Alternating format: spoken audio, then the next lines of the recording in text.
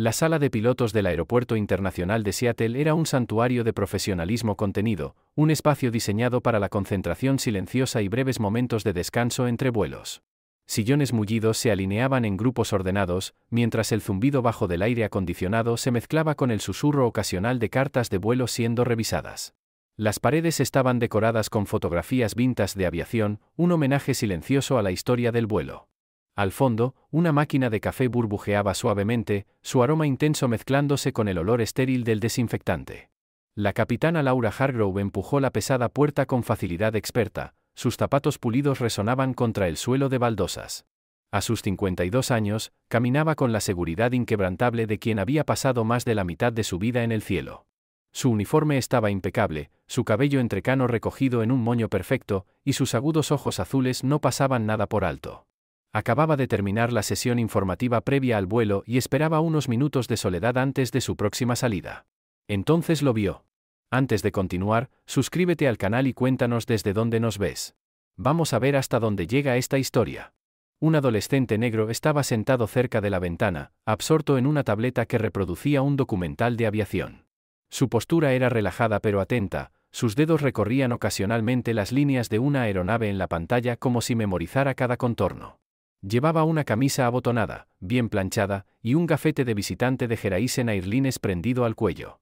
Los pasos de Hargrove se detuvieron. Frunció el ceño. Esta era una zona restringida, solo personal autorizado. Sin excepciones. Sin embargo, ahí estaba él, un extraño, un niño incluso, sentado como si perteneciera al lugar. Sus instintos se encendieron. ¿Una brecha de seguridad? ¿Una broma? ¿O algo peor? Marcus Carter aún no la había notado. Su expresión era de fascinación tranquila, sus ojos brillaban con la misma intensidad que ella misma había tenido décadas atrás, en sus primeros días en la cabina. Pero Hargrove no vio pasión, vio a un intruso. Frunció los labios en una delgada línea y avanzó, su sombra proyectándose sobre la pantalla del chico.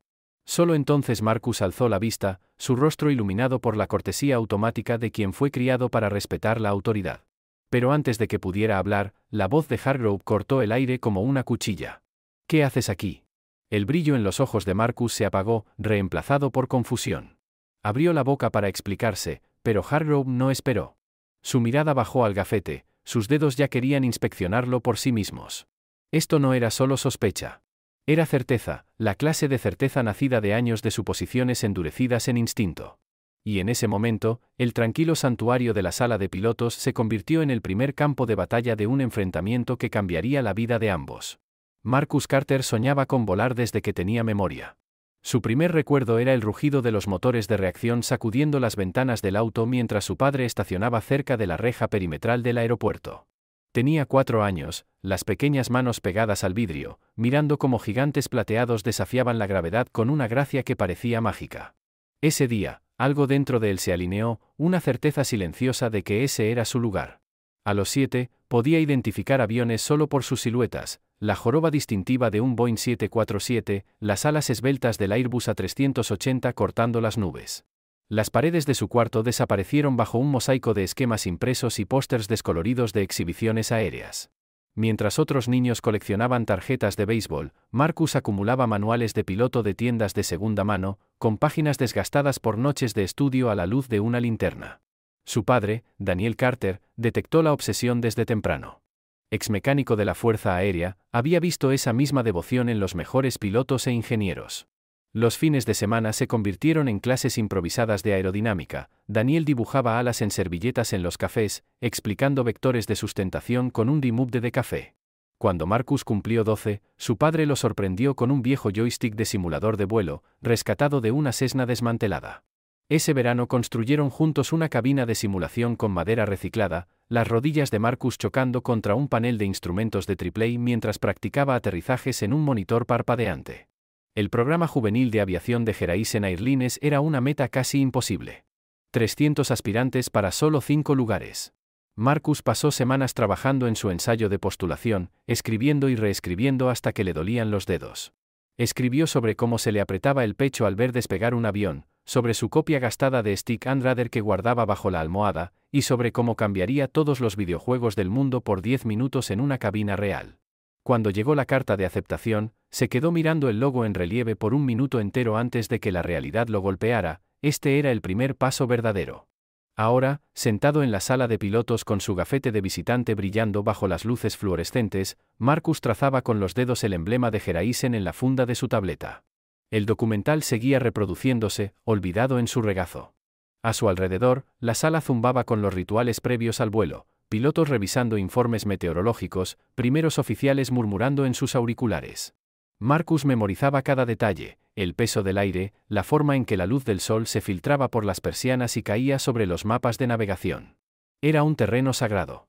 Y por un momento perfecto, se permitió creer que pertenecía allí.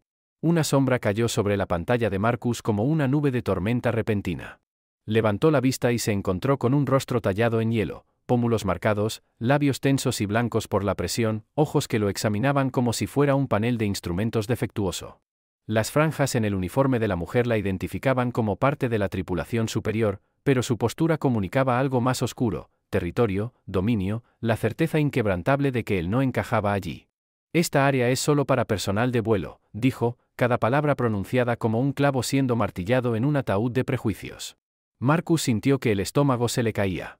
Ya le habían advertido sobre esto, el escepticismo silencioso, la vigilancia adicional. Pero nunca tan descarado, nunca tan inmediato. Sus dedos se movieron instintivamente hacia su gafete. «Estoy con el programa de Geraisen, déjame ver eso», interrumpió ella, y una mano bien cuidada arrebató el cordón antes de que él pudiera terminar. El clip de plástico le mordió el cuello cuando ella lo jaló con brusquedad.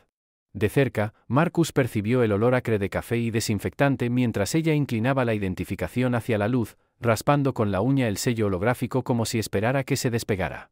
El pulso de Marcus retumbaba en su garganta. Había ensayado este momento una docena de veces, la explicación tranquila, la sonrisa educada. Pero ahora todo se había evaporado. Las fosas nasales de la mujer se ensancharon mientras le daba la vuelta al gafete, buscando fallos que no existían. ¿De dónde sacaste esto? La pregunta no tenía tono de curiosidad, era una táctica de interrogatorio, de esas que usan los policías cuando ya han decidido que eres culpable. Detrás de ella, un piloto joven se quedó con la taza a medio camino de la boca, sus ojos iban y venían entre ambos. «Recepción», alcanzó a decir Marcus. «Me registré a las 8:30, me lo dieron». «Nadie accede a zonas seguras así como así», lo interrumpió con una risa sin humor, el gafete ahora colgando de sus dedos como si fuera evidencia contaminada. «¿Esperas que me crea que un adolescente entró aquí por accidente?» La sala se sumió en un silencio antinatural. Marcus sintió cada mirada clavada en él, los cambios sutiles en las posturas de los pilotos, algunos inclinándose con interés, otros dándose la vuelta deliberadamente. Le ardían las mejillas. No era así como se suponía que iba a ser. El coordinador del programa lo había acompañado hasta allí personalmente, señalando la sala con un «haz como en casa». Ahora, ese simple gesto se sentía como una mentira. La mujer, Capitana Hargrove, según su placa, ya tenía la mano en la radio. Su pulgar flotaba sobre el botón de llamada, su mirada fija en él, esperando que se quebrara. Que confesara. Que encajara en el estereotipo que ya le había asignado. Las manos de Marcus se cerraron en puños a sus costados. Pensó en la voz de su padre la noche anterior: «Recuerda por qué estás ahí». Pero en ese momento, bajo el peso del desprecio de Hargrove, el sueño parecía inalcanzable. La radio crepitó en la mano de la capitana, sus dedos se apretaban alrededor del dispositivo como si fuera un arma. Su voz rompió el silencio de la sala, cortante y deliberada, cada palabra cargada con el peso de la autoridad incuestionable. No pidió ayuda. La exigió. Marcus sintió que el aire se volvía más denso. Los demás pilotos ya no fingían no mirar. Algunos apartaron la vista, sus rostros cuidadosamente neutros, mientras otros observaban con la curiosidad distante de quienes presencian un accidente. El peso de sus miradas le oprimía la piel como una fuerza física. Podía oír los latidos rápidos de su propio corazón en los oídos, un redoble de pánico creciente. La seguridad llegaría pronto. El pensamiento se enroscó en su estómago como una serpiente. No había hecho nada malo, pero la certeza de su inocencia empezaba a flaquear bajo la mirada implacable de Hargrove. Ella ya lo había catalogado como una amenaza, y ahora el aparato del protocolo se giraba en su contra. Su gafete, sus explicaciones cuidadosamente preparadas, los meses de anticipación que lo llevaron hasta ese día, nada importaba frente a su sospecha. Un guardia uniformado apareció en el umbral, su expresión neutra pero su postura alerta, listo para intervenir. Hargrove hizo un gesto hacia Marcus con un leve movimiento de muñeca, como quien presenta una prueba ante un jurado. El oficial dio un paso adelante, con la mano descansando sobre la radio en su cinturón. Marcus tragó saliva con dificultad. Había visto esta escena en noticieros y vídeos virales, pero nunca imaginó estar en el centro de una de ellas. El oficial le pidió su nombre, la razón por la que estaba en la sala, su identificación. Cada pregunta fue formulada con una neutralidad ensayada, pero el mensaje implícito era claro: tú no perteneces aquí. La radio del oficial chisporroteó con estática mientras Marcus hacía su petición. Su voz fue más firme de lo que esperaba, aunque sus manos temblaban levemente al extender su teléfono. El oficial dudó un momento, luego asintió y retrocedió, dándole la ilusión de privacidad. El teléfono sonó una vez, 2 veces, antes de que su padre contestara. La voz de Daniel Carter sonaba tranquila, pero Marcus pudo detectar la tensión contenida, el cambio inmediato en el tono de su padre al percibir la tensión en sus palabras. Marcus explicó todo en frases breves y entrecortadas, con la garganta apretada por el esfuerzo de mantener la compostura. Al otro lado de la línea, Daniel escuchó sin interrumpir. Cuando Marcus terminó, hubo un breve silencio, y luego 3 palabras simples, pronunciadas con la intensidad silenciosa de una promesa: ya voy para allá. Esas palabras anclaron a Marcus. Su padre siempre había sido un hombre de acción, alguien que se movía por el mundo con la certeza de quien sabe cómo arreglar las cosas. Motores averiados, trámites burocráticos, injusticias grandes y pequeñas, Daniel Carter los enfrentaba todos con la misma determinación metódica. Marcus bajó el teléfono, aferrándose a él como si fuera un salvavidas. Al otro lado de la sala, Hargrove lo observaba con los ojos entrecerrados y los brazos cruzados. Ella había esperado miedo, quizás incluso rabia. No había previsto esto, la resolución tranquila de un joven que sabía que la ayuda ya venía en camino. El oficial se movió incómodo, mirando alternativamente a Marcus y a Hargrove.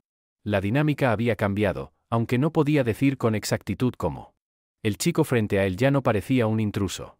Parecía alguien que conocía sus derechos, alguien que había sido enseñado a no ceder terreno. Marcus enderezó los hombros. Esperaría. Y cuando su padre llegara, el equilibrio de poder en esa sala cambiaría para siempre. La tensión en la sala de pilotos era palpable cuando las puertas se abrieron con autoridad repentina. Daniel Carter entró no como un padre suplicante, sino como una fuerza de la naturaleza, sus zapatos Oxford bien lustrados resonando con precisión sobre el suelo de baldosas, su chaqueta perfectamente entallada moviéndose con la seguridad natural de un hombre acostumbrado a comandar espacios.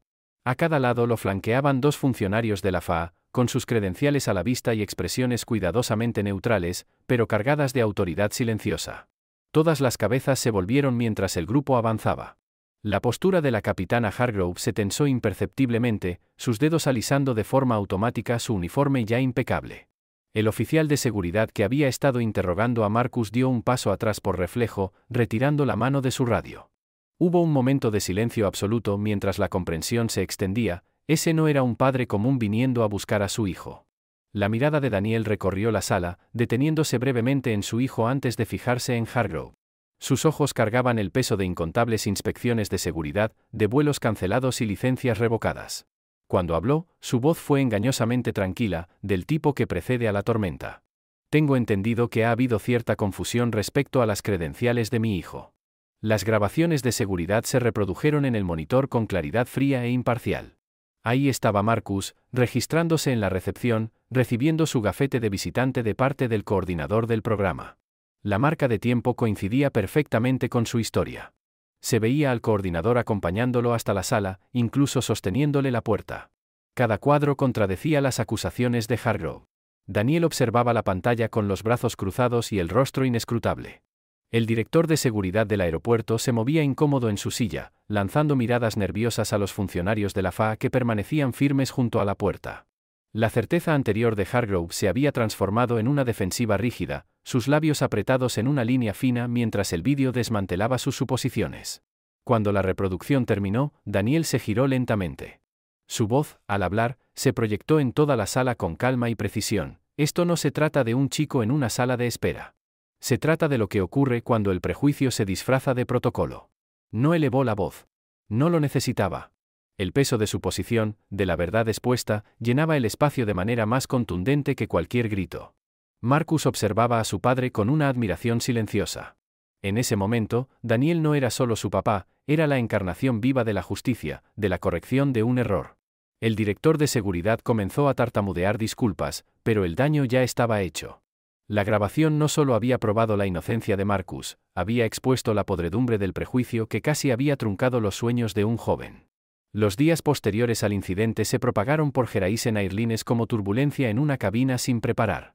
La suspensión de la capitana Hargrove sacudió al cuerpo de pilotos, forzando conversaciones incómodas tanto en las salas de descanso como en las oficinas ejecutivas.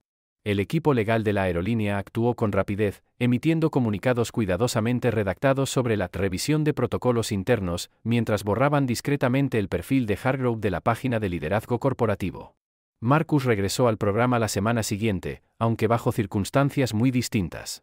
Los susurros lo seguían por los pasillos del aeropuerto, aunque ahora llevaban admiración en lugar de sospecha. El personal de la recepción lo saludaba por su nombre, con sonrisas un poco demasiado amplias. Su piloto mentor, un veterano capitán de 747 con 30 años de experiencia en el aire, se aseguró de invitarlo a la cabina durante una inspección rutinaria, hablándole como a un igual y no como a un intruso. Sin embargo, la victoria se sentía vacía en los momentos de silencio. El coordinador del programa, aunque arrepentido, ahora trataba a Marcus con la deferencia cautelosa que se reserva a los pasajeros litigiosos. Algunos de los otros cadetes lo observaban con una curiosidad recelosa, como si fuese tanto una advertencia como una celebridad. El salón donde todo había ocurrido seguía igual, mismas sillas, misma cafetera, misma inclinación de la luz a través de las persianas, pero el aire se sentía distinto. Marcus lo notaba. Ahora pertenecía, sí, pero solo porque les daba miedo no dejarlo pertenecer. Su padre observaba estos cambios con una satisfacción silenciosa, pero sin celebraciones. «Esto no ha terminado», le dijo a Marcus una noche, mirando las luces de la pista desde la ventana de la cocina. «Un incidente no cambia un sistema. Pero es un comienzo». 18 meses después, Marcus estaba de pie en la pista de Boeing Field, con su flamante licencia de piloto comercial ardiendo en el bolsillo del pecho. El sol de la mañana brillaba sobre las alas del Cessna mientras realizaba sus chequeos previos al vuelo con precisión metódica. A su alrededor, el aeropuerto vibraba con su ritmo habitual, equipos de tierra guiando aeronaves, carritos de equipaje zigzagueando entre terminales, el rugido lejano de jets ascendiendo hacia un cielo sin nubes. Horizon le había ofrecido un puesto como primer oficial, un gesto que era parte disculpa y parte estrategia de relaciones públicas. Lo rechazó. Que encontraran a sus contrataciones por diversidad en otra parte. Había firmado con una aerolínea más pequeña, una que nunca necesitó un escándalo para reconocer su talento. Al acomodarse en la cabina, sus dedos danzaban sobre los controles con soltura entrenada. La torre le autorizó el despegue, con una cadencia profesional que no dejaba ver reconocimiento alguno sobre quién era o que lo había llevado hasta allí. Así era como él lo prefería. En algún rincón del sistema, Hargrove probablemente volaba rutas regionales para una aerolínea de charter sin nombre, su carrera estancada para siempre a la altitud de las malas decisiones. A Marcus ya no le importaba. El pasado era solo lastre que debía soltar. El rugido del motor creció a su alrededor mientras empujaba el acelerador hacia adelante. El avión ganó velocidad, las ruedas besaron el concreto por última vez antes de rendirse ante la física y la voluntad. Y así, el horizonte se abrió ante él, ilimitado, indiferente, y finalmente suyo. No olvides suscribirte a nuestro canal y darle like a este vídeo para mostrar tu apoyo.